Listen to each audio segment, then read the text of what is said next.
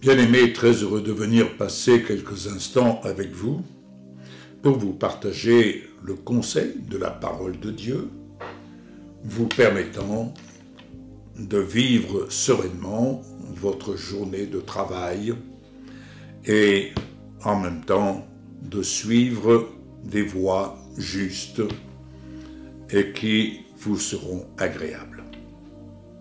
Dans Romains 13, versets 13 à 14, je lis « Marchons honnêtement, comme en plein jour, loin des orgies, de l'ivrognerie, de la luxure et de la débauche, des querelles et des jalousies.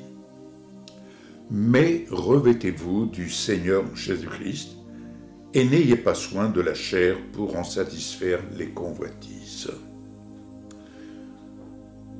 Dans le livre de la Genèse, avec Adam et Ève, nous voyons que la chute d'Adam et Ève a manifestement produit qu'ils n'avaient plus de couverture spirituelle. Autrement dit, ils étaient revêtus de feuilles de vigne, ce qui équivaut à dire qu'ils s'étaient revêtus des repères du monde des ténèbres.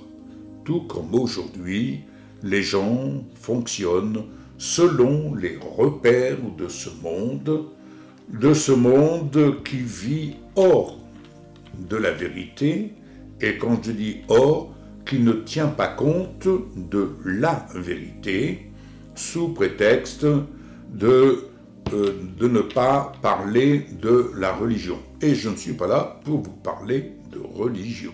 Ce n'est pas du tout ma pensée et ce n'est pas mon travail, ce n'est pas mon job. Mon job, c'est de vous parler la vérité. La vérité. Et la vérité, elle est toute simple. Revêtez-vous du Seigneur Jésus-Christ. N'ayez pas soin de la chair pour en satisfaire ses convoitises. Il y a donc un choix. Soit on continue et vous continuez, le cas échéant, à satisfaire les désirs de votre chair, qui, elle, a pour point de repère tout ce qui peut bouger dans ce monde, la pensée de ce monde, les informations de ce monde, voire les mensonges de ce monde qui vous sont vraiment communiqués par des influenceurs. Vous connaissez, c'est la mode actuelle, on parle des influenceurs, des influenceuses, et tout ça pour vous faire consommer ce qui vient de ce monde. À l'inverse, se revêtir du Seigneur Jésus-Christ, c'est se revêtir de ses pensées, à savoir de sa parole. Autrement dit, dans toute situation, il est capital de méditer, de se poser et de dire « Seigneur, qu'est-ce qui est le meilleur pour ma vie ?» conformément aux décisions de ta volonté. Éclaire-moi, je veux suivre ta pensée. Je m'en remets à ta pensée.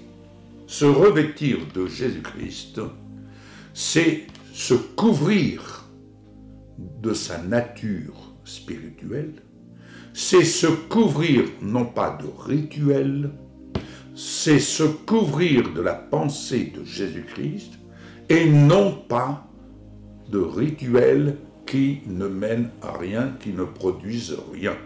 Ça peut être beau, c'est très bien pour celui qui aime cela, mais le but n'est pas là. Le but, c'est que chaque jour, la prière est aussi le moyen de confesser ce à quoi nous donnons foi et confesser les promesses, confesser ce que le Seigneur Jésus nous enseigne dans sa façon de vivre, dans sa façon de faire, afin que nous nous adaptions à la marche de la vie chrétienne. Et la vie chrétienne, elle est simple. Elle est simple dès l'instant où nous savons être simples et non pas compliqués. Ainsi, se revêtir du Seigneur Jésus-Christ, c'est se revêtir des possibilités de Dieu, c'est se revêtir du tout est possible à celui qui croit. Tout est possible de marcher à contre-courant de la pensée de ce monde, pardon, et vivre la vie de la foi qui triomphe de ce monde. Car ce qui triomphe de ce monde, c'est notre foi. Suivons encore ceci. Galates 3, verset 27.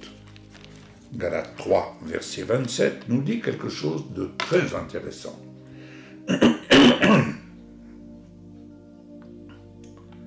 Et je lirai à partir du verset 25. Ce sera plus simple pour entrer dans la compréhension. La foi étant venue, nous ne sommes plus sous ce précepteur, car vous êtes tous fils de Dieu. Vous êtes tous fils de Dieu, par la foi en Jésus-Christ. Je souligne, fils de Dieu, par la foi en Jésus-Christ, le seul intermédiaire entre vous et Dieu. Le seul intermédiaire entre vous et Dieu. Fils de Dieu, vous tous qui avez été baptisés en Christ, vous avez revêtu Christ. Baptisés en Jésus-Christ. Baptisés en Jésus-Christ, cela témoigne d'un engagement de notre foi à suivre personnellement Jésus, afin de vivre la vie qu'il a prévue pour moi, pour toi.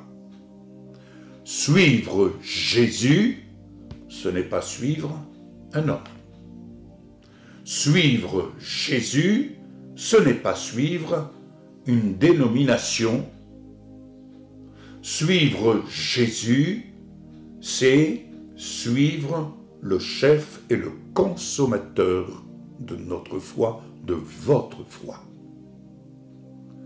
Suivre Jésus, c'est s'engager avec lui, et être baptisé en Christ, c'est être immergé, écoutez bien, être immergé dans sa nature divine.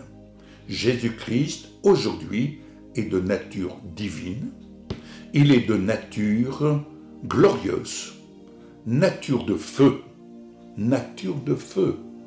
Vous allez dans le livre de l'Apocalypse, les premières lignes, vous avez l'exemple de l'apôtre Jean sur l'île de Patmos qui s'est retrouvé immergé en Christ glorifié. Voilà ce que nous devons chercher et vivre, être immergé. Alors, ça commence, pour se revêtir, ça commence à se laisser immerger déjà par la pensée, par les pensées tout du moins, les pensées précieuses que sont les promesses du Seigneur. Aller dans la parole, et afin que la parole demeure en nous et nous dans la parole, cela implique que nous allions nous immerger dans la pensée du Seigneur, fusionner avec la pensée du Seigneur, plutôt que de s'attarder sur les repères de ce monde qui n'apportent rien, qui ne sont que des citernes crevassées, n'est-ce pas? Mais ici, être baptisé en Christ, c'est rechercher et parvenir à être immergé jusqu'au moment où nous sommes immergés dans la nature de Jésus-Christ glorifié. Vous entendez? Vous entendez? Jésus-Christ, désormais corps glorifié, corps de feu. Je reviendrai, je poursuivrai sur ce thème.